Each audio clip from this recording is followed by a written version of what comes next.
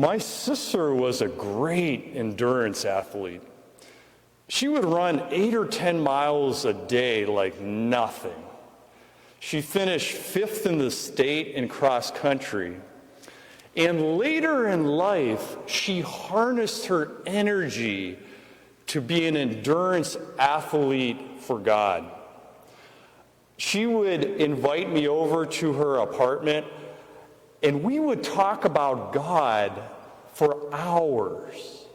We would go on these long walks in parks and on the beach, and she just loved to talk and talk and talk and talk about God.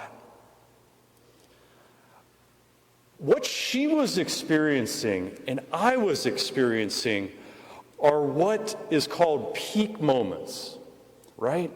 When you are with family members, when you are with good friends, hours could go by like a snap because it is so exhilarating. The conversation is so great. The music, the food, the fun. It's heaven on the way to heaven. And the saint that we honor today, Scholastica, experienced that in a major way. I'd like to read to you this account because I think it's worth internalizing her peak moments with her brother Benedict. Scholastica, the sister of Saint Benedict, had been consecrated to God from her earliest years. She was accustomed to visiting her brother once a year. He would come down to meet her at a place on the monastery property, not far from the outside gate.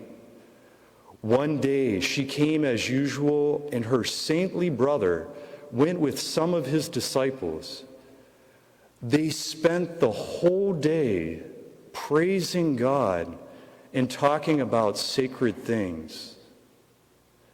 As night fell, they had supper together.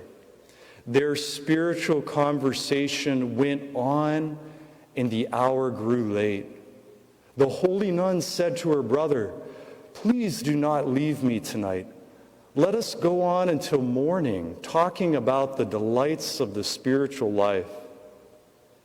"Sister," he replied, "what are you saying? I simply cannot stay outside my cell." When she heard her brother refuse her request, the holy woman joined her hands on the table, laid her head on them, and began to pray. As she raised her head from the table, there was such brilliant flashes of lightning, such great peals of thunder, and such a heavy downpour of rain that neither Benedict nor his brethren could stir across the threshold of the place where they had been seated. Sadly, he began to complain. "May God forgive you, sister. What have you done?"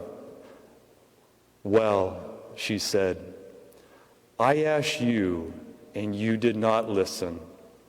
So I asked my God, and he did listen. So now go off if you can.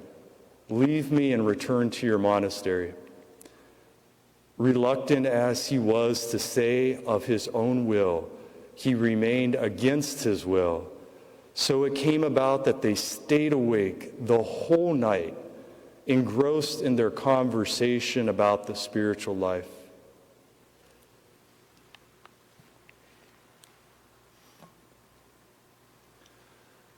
Saint Scholastica, pray for us.